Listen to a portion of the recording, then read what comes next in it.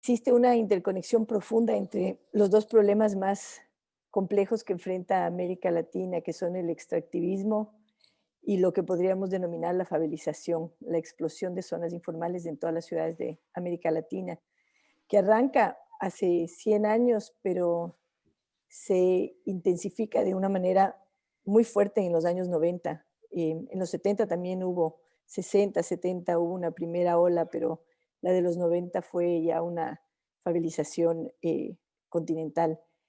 Y estamos, al fin y al cabo, en la región más inequitativa del planeta. Y esto es medido por los economistas, ¿no? Tienen el coeficiente de Gini que se utiliza justamente para medir la inequidad, la diferencia entre los más ricos y los más pobres, por ponerlo de una manera simple.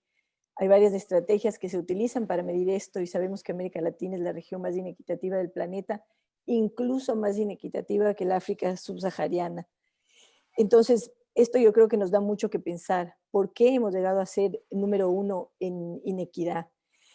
Los más ricos de América Latina son tan ricos como los más ricos de Europa y Estados Unidos, y los más pobres de América Latina son tan pobres como los más pobres de Nigeria. Esa es nuestra condición. Y obviamente está relacionada con un modelo económico que es extractivista, con una estructura de clase que es feudal y con un racismo sistémico que ya mencionó, ¿no es cierto?, Raquel, hace un rato. Pero en todo caso, esta obsesión con el extractivismo creo que ya va desde hace décadas, ¿no? Creo que pertenezco a una generación que creció en una América Latina y vive ahora en otra, y una generación que recuerda de alguna manera cómo eran estos paisajes en los años 70, en el caso de mi infancia, y ve cómo son ahora y se pregunta por qué, qué ocurrió, ¿no? Y también es una generación que ha visto justamente la explosión de las favelas. Yo recuerdo Quito en los años 70, las zonas informales eran muy pequeñas y ahora son enormes. Y lo mismo ocurrió en Guayaquil y en otras ciudades. Creo que es una generación que experimentó este cambio radical y se pregunta por qué y trata de investigarlo. Pero lo que está claro para mí, mientras más estudio estos temas, es que no podemos seguir hablando de la ciudad latinoamericana, sobre todo no podemos seguir hablando de la ciudad informal latinoamericana sin referirnos a lo que ocurre en el interior de nuestro continente, porque el extractivismo genera expulsión de enormes poblaciones. Entonces, si bien la ciudad, por un lado, atrae gente y se habla de la ciudad como un imán, sobre todo dentro del modelo de la ciudad en los países, digamos, desarrollados, entre comillas, la ciudad se industrializa y se vuelve un gran imán para cualquier cantidad de mano de obra. Eso no es lo que ha ocurrido en América Latina. En América Latina ha existido obviamente industrialización en ciudades como Buenos Aires, Sao Paulo, la misma Medellín o Bogotá, en fin, pero ha sido incipiente desde una perspectiva económica de cara a la principal fuente de nuestra economía, que es definitivamente primaria, extracción de recursos naturales básicamente y agroindustria. Entonces, ¿qué ocurre? Que este tipo de economía que está basada, por ejemplo, yo voy a hablar específicamente de las huellas del petróleo que en los años 70 penetra en la Amazonía ecuatoriana y en los 70 también es la primera explosión informal de Quito. Estas cuestiones van de la mano. En el caso de la industria petrolera, la huella ecológica que nos deja, lo que llamarían los economistas las externalidades negativas que nos deja es tremenda contaminación, deforestación y también desplazamiento de poblaciones que ya no pueden subsistir en estas regiones. Entonces se vuelven refugiados medioambientales.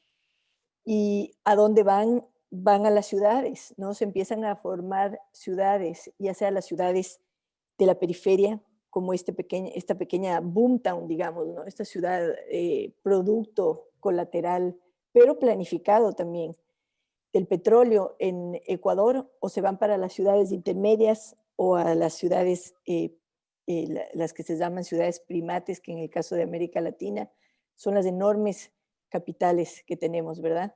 Entonces es un proceso que está bastante claro, y este es un caso más reciente en Ecuador, que es la minería que está ocurriendo ahora. Esto es básicamente gobierno de Rafael Correa, o sea que es el gobierno anterior y no ha parado. están concesionadas enormes áreas de mi país ahora la minería. Y la historia que cuento de Ecuador, que cuento para Ecuador, sabemos que se puede contar para Venezuela, para Argentina, para Chile, para todos nuestros países. Entonces son procesos que se pueden medir y analizar. Y en el caso, una de las formas que adquiere el extractivismo, obviamente, es la agroindustria, que también genera lo que Heck llama nuevas neonaturalezas, ¿no? Que podemos ver en Brasil claramente el patrón, por ejemplo, de la sustitución de bosques tremendamente biodiversos por monocultivos tremendamente tóxicos, generalmente transgénicos asociados con lo que se llama el Roundup, con agroquímicos que incorporan, es increíble, pero incorporan químicos que en la Segunda Guerra Mundial se utilizaron para matar, para la guerra, y ahora se usan para la agricultura, para darnos de comer. Y de una manera indirecta nos están matando también. Y están matando ciertamente el suelo y están generando un ecocidio y un epistemicidio y un genocidio en el interior de la Amazonía. Pero en todo caso, el mapa de la soya es para mí uno de las pandemias más brutales desde el punto de vista territorial, ¿no? Cómo se ha expandido en América del Sur y se sigue expandiendo. Es impactante y obviamente ahora para hablar de esto en términos más recientes, porque este mapa es del 2016, ahora hacia el 2020 todos nos quedamos impresionados con el fuego en la Amazonía, que está muy relacionado con la guerra comercial entre Estados Unidos y la China. La China ha reducido sus importaciones de soya desde los Estados Unidos. La China es la principal importadora de soya del mundo. Y esas importaciones que se han reducido acá en el norte se han transferido obviamente al sur. Entonces, con el incremento de la demanda ha habido un incentivo incluso mayor para abrir la frontera agroindustrial en la Amazonía sudamericana.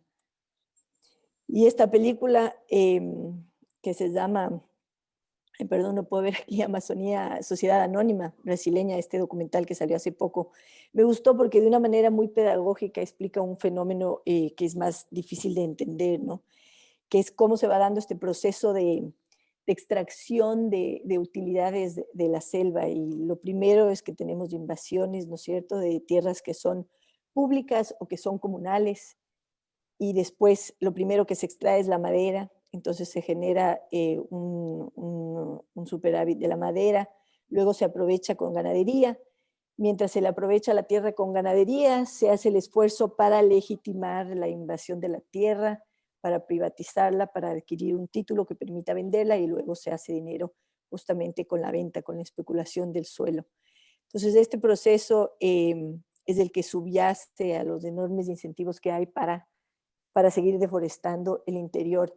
Y obviamente todo lo que está ocurriendo en el interior con la agroindustria, que contrata muy poca mano de obra, poquísima, pero expulsa enormes cantidades de personas, lo que tenemos es que se van engrosando nuestras favelas. Por otro lado, también hay siempre el incentivo de que las inversiones públicas, porque hay que preguntarse, ¿no?, si está creciendo la inequidad entre países y está creciendo la inequidad al interior de los países, y esto está medido por los economistas. Está creciendo la inequidad entre ciudades y está creciendo la inequidad al interior de las ciudades. Entonces uno empieza a preguntarse, bueno, ¿cuáles son las causas que están detrás?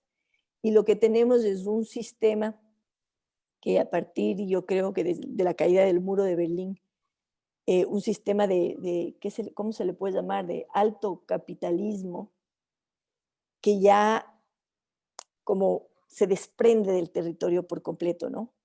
Y en gran medida ha generado estas tremendas inequidades. Y por ejemplo, ¿sabes qué se hacen en este libro? Habla mucho del fenómeno de lo que le dicen en inglés de land grabbing y las enormes migraciones que produce y cómo está dirigido por mecanismos financieros tremendamente sofisticados, que además son ciegos, y eso es un tremendo problema, ¿no?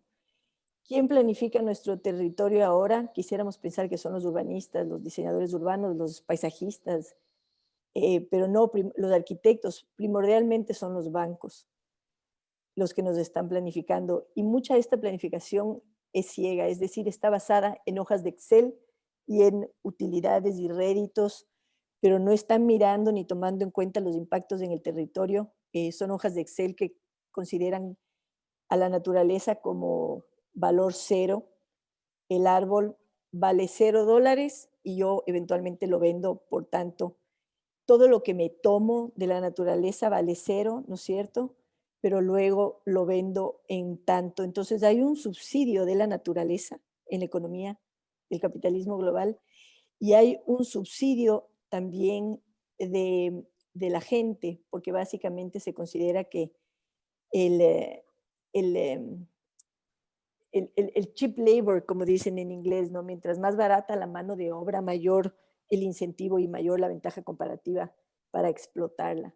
Entonces, estas dos formas de explotación que se cruzan mucho con el tema del género, obviamente, son las que están en el fundamento de la riqueza mundial y que no se reconoce como el fundamento de la riqueza mundial. Los economistas ustedes deben conocer la nueva geografía económica que mapea, por ejemplo, el GDP. Perdón, estoy con el Spanglish aquí terrible, porque algunas de estas cosas las estoy leyendo en inglés, pero mapean el GDP en el mundo y dicen, no, pero miren ustedes cómo las ciudades son generadoras de economía, pero hay que ver qué está detrás de esa economía. Por ejemplo, si pensamos en alguna ciudad importante de Canadá, quizá lo que está detrás de esa economía que se mide como una economía urbana es la minería, y la minería está en el hinterland. Entonces hay que tener cuidado con no dejar de reconocer cuál es el origen de esa riqueza que se acumula en las ciudades. Pero obviamente para América Latina la implicación ha sido que nuestras ciudades se han vuelto tremendamente informales, y me gusta mucho el cruce con lo que ha presentado Alejandro, porque desde la arquitectura y el urbanismo y el paisajismo, lo que estamos haciendo es tratando justamente de penetrar estas zonas y mejorarlas. Y distintos arquitectos lo están haciendo de distintas maneras. Está el trabajo de Alejandro, tenemos ejemplos en Medellín, ejemplos en Santiago, ejemplos en Buenos Aires, en todas las ciudades de América Latina, ¿no? Y estos grupos de colectivos o desde los municipios, como en el caso de Medellín, que están penetrando las zonas y pensando cómo hacemos el upgrade, ¿no? Como dicen en inglés, cómo las mejoramos. Y también hay que preguntarnos, pero, ¿cuáles son las causas de que estos mantos exploten de la manera en que han explotado, con tanta violencia además?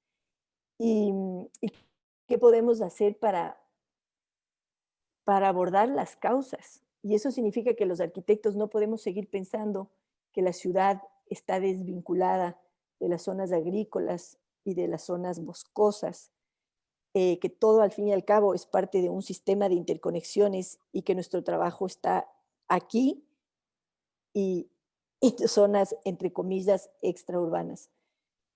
Ahora Coljas tiene una mega exhibición sobre el tema del hinterland, ¿no? Pero yo creo que los latinoamericanos estamos muy conscientes de que el problema urbano de América Latina está en el hinterland desde hace varias décadas. Y esto es lo que se nos viene apilando, ¿verdad? Y esto es lo que estamos tratando de abordar, porque al fin y al cabo la inequidad tiene una manifestación espacial muy fuerte. Y viendo la historia, porque también hay una cuestión racial que generalmente pasamos de largo y ya no podemos seguir pasando de largo. En América Latina hemos evitado un poco admitir que en gran medida las zonas informales son zonas de poblaciones que son sempiternamente excluidas desde la colonia, que son las poblaciones indígenas y las poblaciones afrodescendientes. Los latinoamericanos venimos a través de los procesos de hibridación y de mestizaje blanqueándonos lo más que podemos, ¿verdad? Porque mientras más te blanqueas, más posibilidades tienes de integrarte al sistema formal y a los beneficios de esta economía extractivista y agroindustrial. Y los demás son básicamente los sin tierra, como dicen en Brasil, ¿no? Los expulsados, como dice esas que hacen. Estas son las poblaciones desposeídas y expulsadas de América Latina. Y cuando uno estudia la historia de las favelas, es fascinante porque, por ejemplo, en el caso de Brasil, el tema racial se vuelve muy patente, ¿no? Y está la famosa historia de Rocinha y está la famosa historia de Canudos, que era un quilombo. Los quilombos son estos asentamientos híbridos afro-brasileños, los esclavos que huían de la esclavitud y se mezclaban con los indígenas. los esclavos tenían el don de que no morían de malaria, y los indígenas buscaban a propósito mezclarse con los negros en Brasil y en otras partes. Y hay cientos de quilombos en Brasil, muchísimos de esos están en la Amazonía, pero este que estaba en Salvador es interesante, porque Canudos es famoso, ¿no?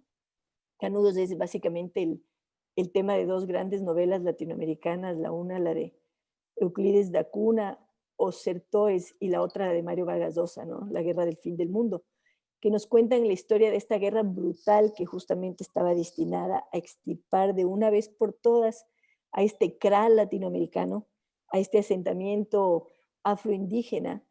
Y hay una conexión muy fuerte entre quilombos o quilombolas y favelas en Brasil. Es decir, la conexión entre lo indígena y lo negro está en la base de estos mantos de informalidad.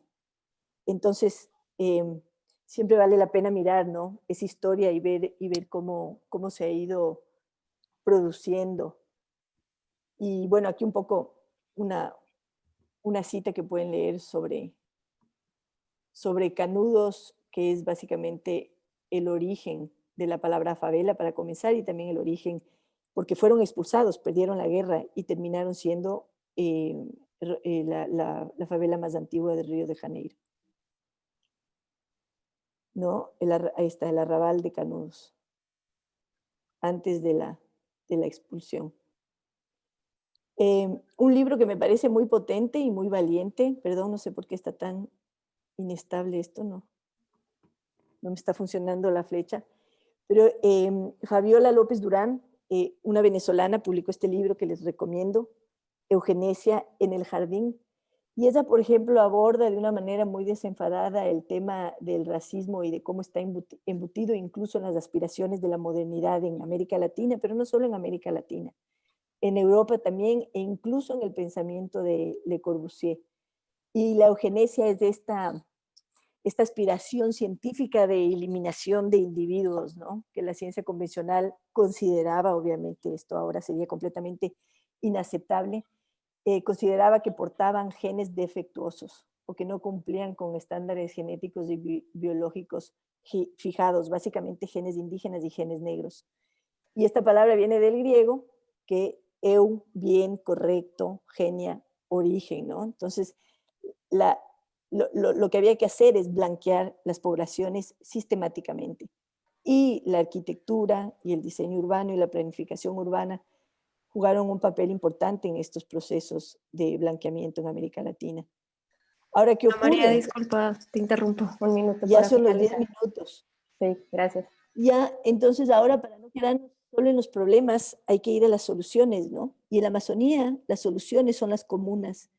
Las zonas que tienen bosque sano en la Amazonía suelen ser zonas que están administradas por comunas indígenas, y las zonas que están estriadas son zonas privatizadas, colonizadas y deforestadas, que están básicamente siendo absorbidas por el sistema global capitalista. Quizás hay algo en lo comunal que pueda combinarse con lo privado y lo público y que debamos salvaguardar.